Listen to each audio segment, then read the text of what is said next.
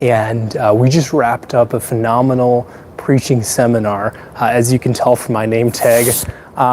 So there was a lot of incredible content that was given at the seminar, and I'm excited to get to share what the wisdom was that was shared with me at this conference, and hopefully something that we can remember over time.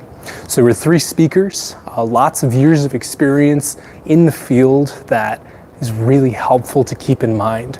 So we're going to start off with the first one. The speakers are all listed in the description with their title as well. So let's just get right into it. So for our attention spans, they are pretty short. Research has shown that they're about 8 to 20 seconds. 20 seconds was a few years ago, so it seems to be in the decline. So with that, there's a lot that we need to do to be engaging with our hearers. And the way that we speak with our hearers is really important. We don't want to be authoritative. Instead, we want to have a more collaborative approach as we speak with them, and we're not talking at them. And a dialogue conversation is going to be a lot better than a lecture for many. So the way that we talk with them is going to be really important. So we might want to rethink how we're doing the sermons. And it's a really interesting perspective that some of the longer sermons, as we see often in like non-denominational churches, there's a lot more of passive reciprocation, a lot more passive receiving for the message. And so with that, there's a lot of things that they do to try to make sure that hearers are receiving that message and taking away those main points down the road. So how do we do that? How do we make sure that they remember what they're hearing? Well, one of the ways that we can do it is to have them talk about the sermon throughout the week. And a great way to do that is to have what they call like a rewind discussion. And so it can be a group getting together to talk about the sermon, talk about questions they had, comments, and some applications that they found in their lives, and that can help them share it with other people.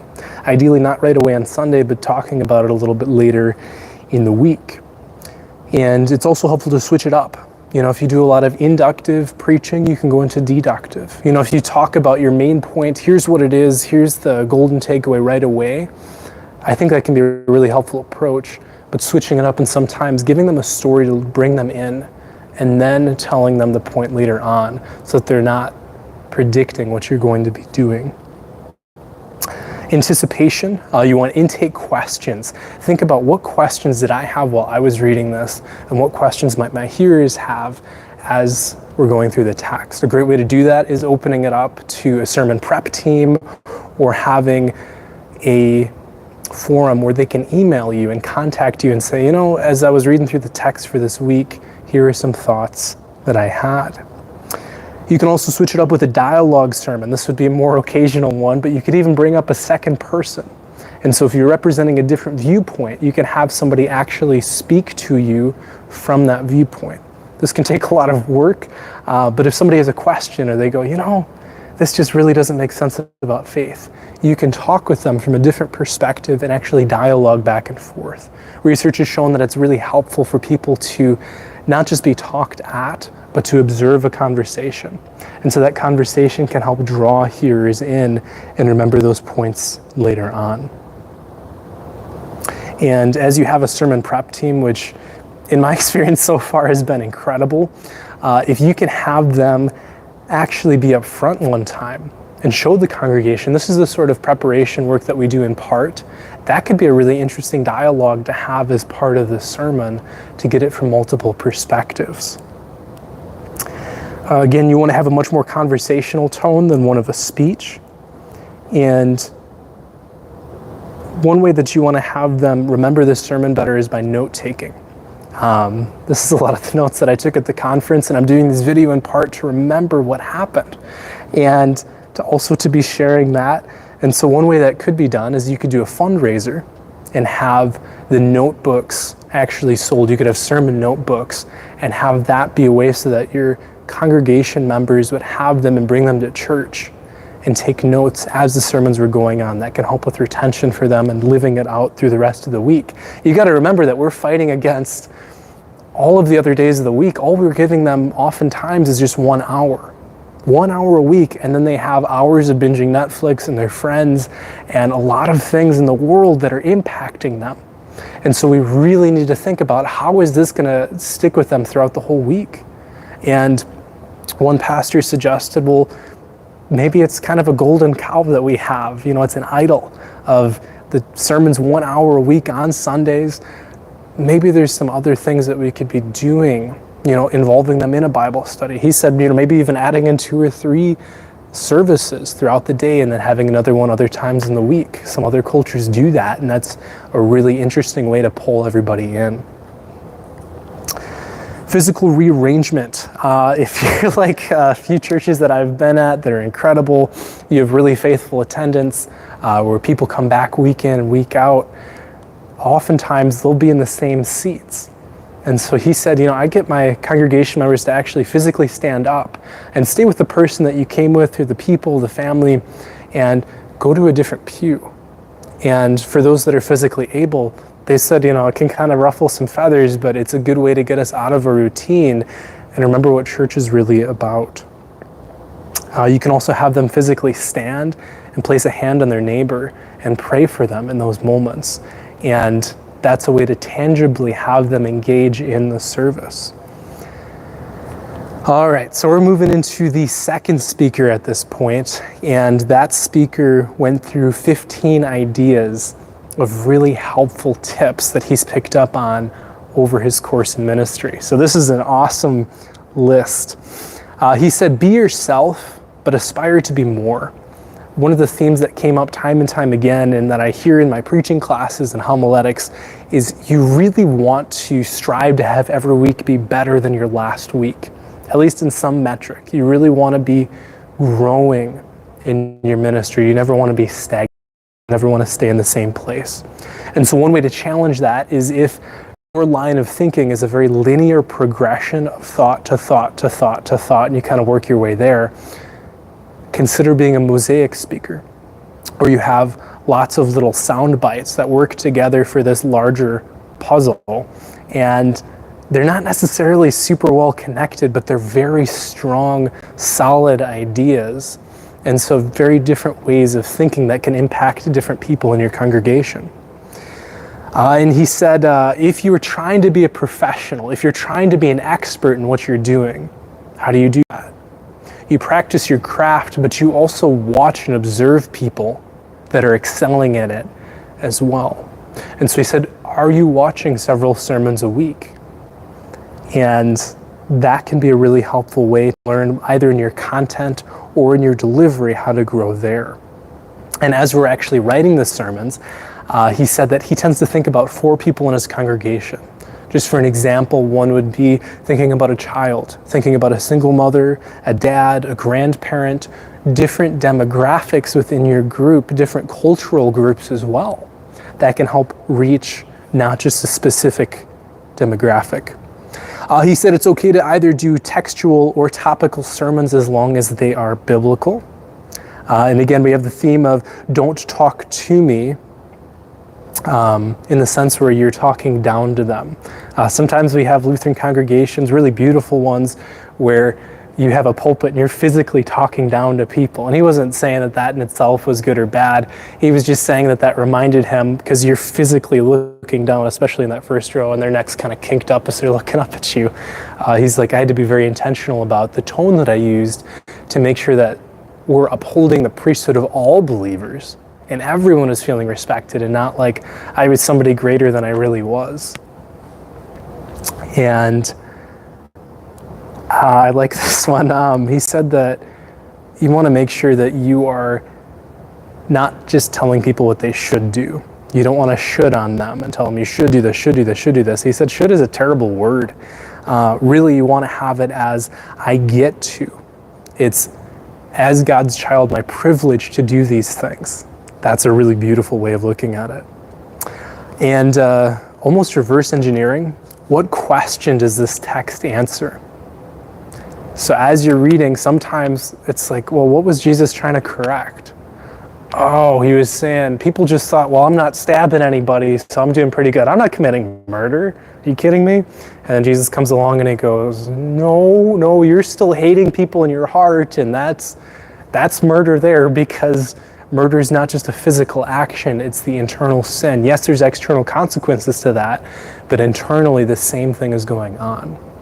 And so what was Jesus trying to correct? People thought that murder wasn't being done if it wasn't physically being acted out. And he's saying, no, I'm really concerned about the heart. What question does your text answer? It should look and sound like you've preached this message to yourself. This has impacted you. How has this really made a difference in your life so it can make a difference in theirs? If it's just kind of put you to sleep, it's probably going to put them to sleep. You should have this really impact and form and shape you so that it can do the same thing to them. Be honest emotionally with how the Spirit wanted you to feel in this. If you're preaching Psalm 51, it should be this gut-wrenching, crushing feeling. If you're preaching from Philippians 4, maybe it should be a really joyful thing of, rejoice in the Lord always. I'll say it again just in case you didn't get it the first time. Rejoice. Let your gentleness be evident to all. It should be very evident emotionally how the Spirit is impacting us and wanting us to feel in those verses. It's kind of a jump for Lutherans, but it's really important that we feel those things. We can't be afraid or hate emotions. He created us as emotional beings. We need to be acting as the Spirit has guided us to in those ways. And intellectually, we need to have intellectual integrity. It's okay to borrow an idea, but be sure that you credit where that idea came from. If you're going to borrow largely from an Andy Stanley sermon, that's okay if it's being done occasionally, but it needs to be credited. You need to say, I got these ideas from this person or this place. That's incredibly important. Talked about humor. It works well typically at the beginning of the message as opposed to other parts in it, especially like the final landing point. You never want to force it. And then he talked about different types of humor that you can use. One of them was Seinfeld humor, the ironic, isn't it funny how you think you're doing one thing and then it gets swooped away the other way, totally intentional. The other way that it can be done is through self-deprecation. You need to be careful with self-deprecation because you're walking a tightrope, and on the one side you got looking like an idiot, and on the other side you got looking like an egoist. So you need to be very careful about that. And we need to be careful about the language that we're using. Sometimes using the term even just like idiot, you need to be careful. I've seen it done really well in churches where they'll say, I apologize about my language in advance, because you got to think, as a child watching this, as, a 6 or 7 year old, and then they go talk to their sibling and it's like, oh, you so-and-so. It's like, oh, well, pastor used that in church. And it's like, oh, I got to be careful with that. So we have to be very intentional with the language that we use. And for PowerPoint, he said using scripture is a really powerful tool to put up there. Never, ever read your sermon off of it all the way through your whole sermon. And you got to be careful because on the one hand, you don't want to look like a salesperson. You got to remember that students and people out in the workforce are probably seeing PowerPoints all week long. And it's not like a novel thing at this point. So we have to be cautious with how we do it so that it's effective and not a hindrance. For stories, personal ones are good to have, but they need to be used sparingly. The message is not about you, they came for Jesus. And if you do use it from a loved one, it is very important and necessary that we ask for permission. Even if it's a child or our kid, they're going to be very thrown off if they're not asked in advance, hey honey, is it okay if I talk about you in these ways at church? That's just a simple respect thing, and sometimes those stories can be anonymous. And it is okay to borrow those stories. I know he said that chicken noodle soup for the soul is a really great source for him. Now this is something that I picked up on in pastoral counseling, and it's something that also works really well in preaching. So 2 areas. This thought is to use vivid language, not formulaic language. Formulaic language is those banal platitudes, right? Even that phrase is not great. It's those, Jesus died for you. Jesus took away your sins. Jesus paid the cost.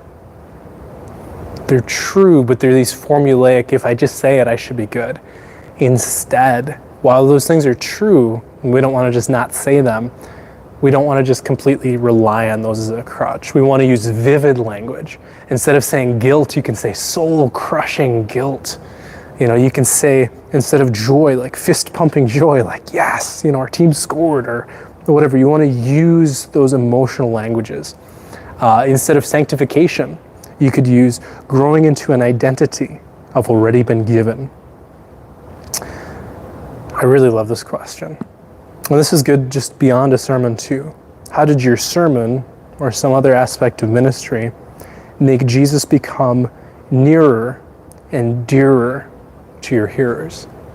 We always want to be uplifting the cross and what Jesus has done for you for the forgiveness of your sins in every sermon that we're using, in every counseling that we're using. We don't want to just use law verses, and if we're using a passage that doesn't directly talk about Jesus, Scripture is Christocentric. It focuses on Christ. Christ is central.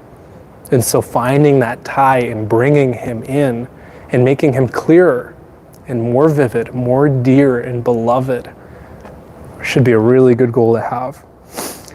And at the end of it, just like at the end of this, it's important that we remember what are the takeaways, especially if it's a longer message. What do you want me to remember? So if you have fill in blanks, those can be great, and you want to help fill those in for them after you've given the answer. For application, you can use homework for the rest of the week, so that it's, again, not just the hour on Sunday, but it can carry over into the rest of it.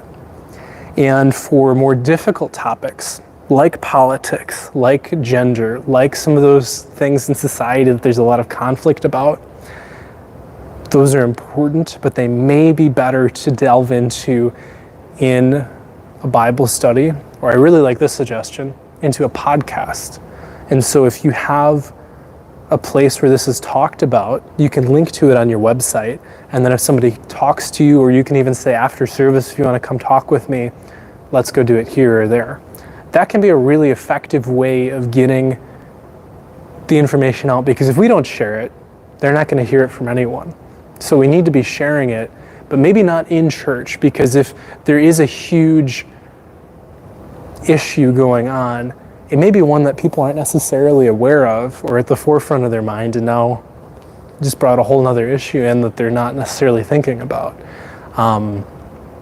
So it can be more effectively dove into outside, especially in like a podcast form. And if you don't have one or have the time to do it, if you know of someone that's done it really well, specifically on the topic that you're trying to address, you can guide them to that. Maybe not to their whole page, but if there's specific ones that you know, hey, these ones, these are great, you can guide them to those resources. All right, and shifting finally to the last speaker. See, that's you make intentional shifts. You don't want to just walk around aimlessly. If you're going to move on stage, if you're going to move while you're up front, you want to make sure that you're not just doing it aimlessly. I'm guilty of that. You want to make sure that you're doing it once you've finished a point to the next one. So for the third one, this is Dr. Daniel Paavola's speaking. He is one of the greatest professors I have ever had, one of the greatest teachers. I admire him as a pastor, as a husband, so many vocations that he's in, he just excels in. And I think one of the things that he does absolutely best is his storytelling. So why is Dr. Paavola's storytelling so good? Let's get into that. For him,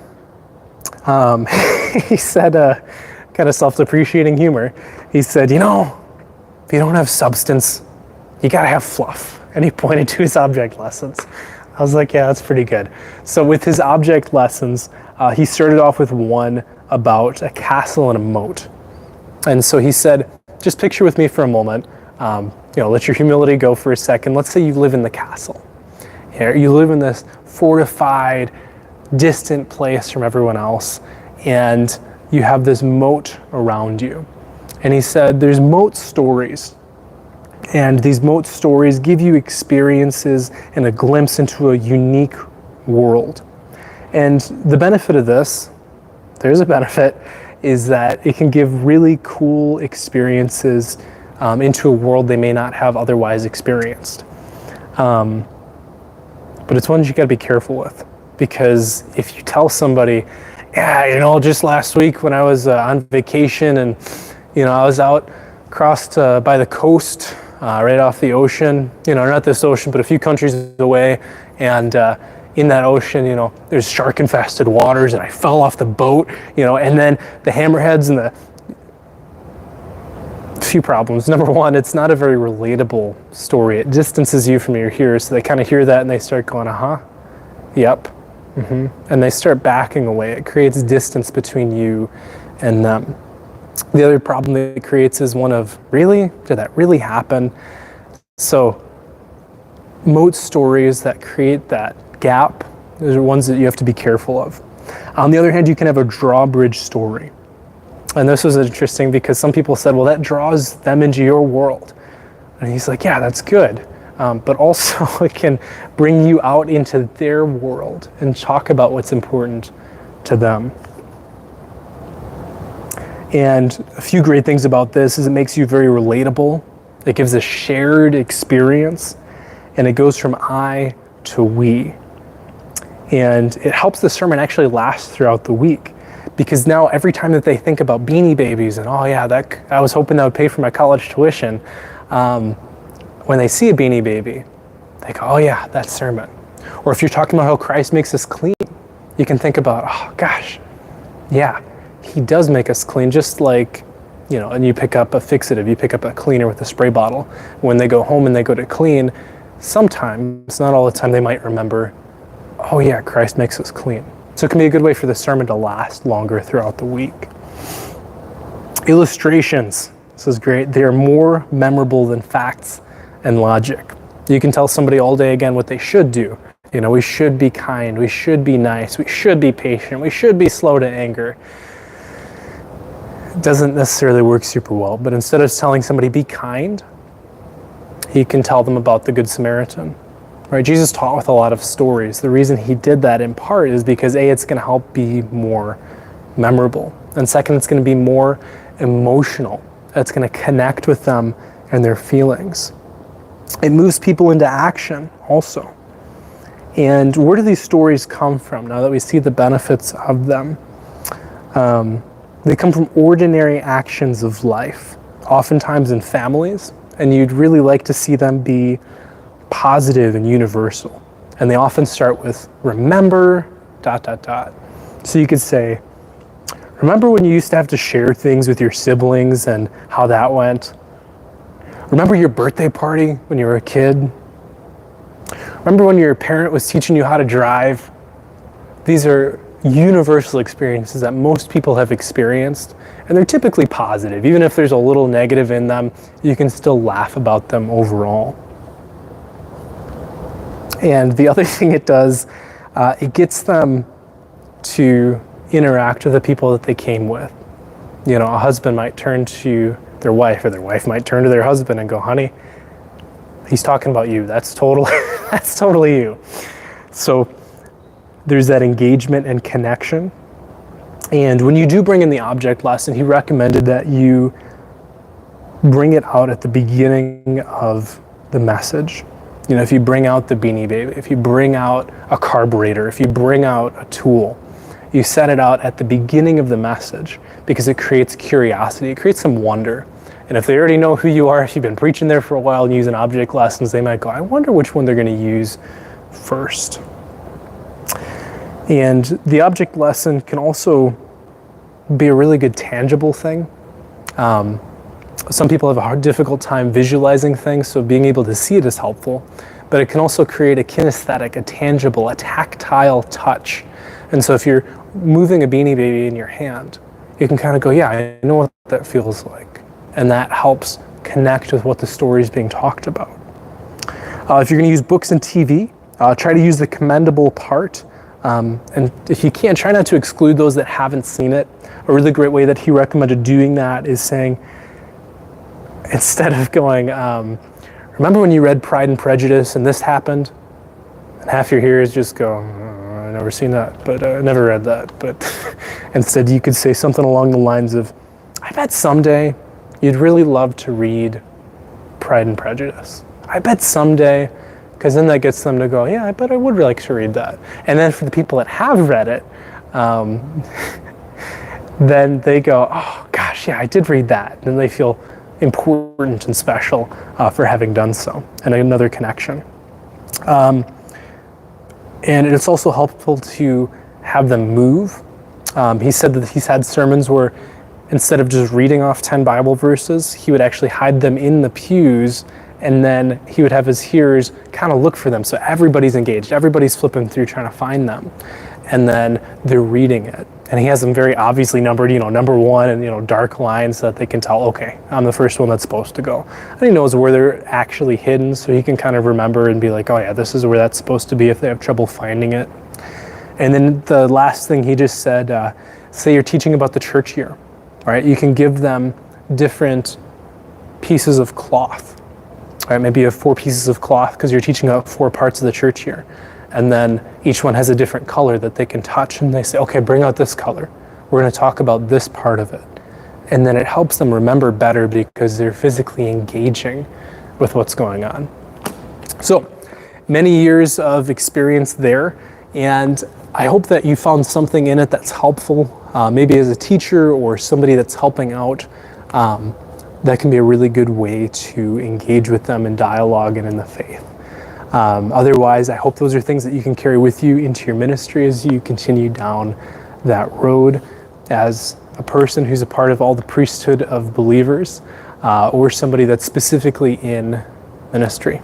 God bless you, my friends, and blessings on your week.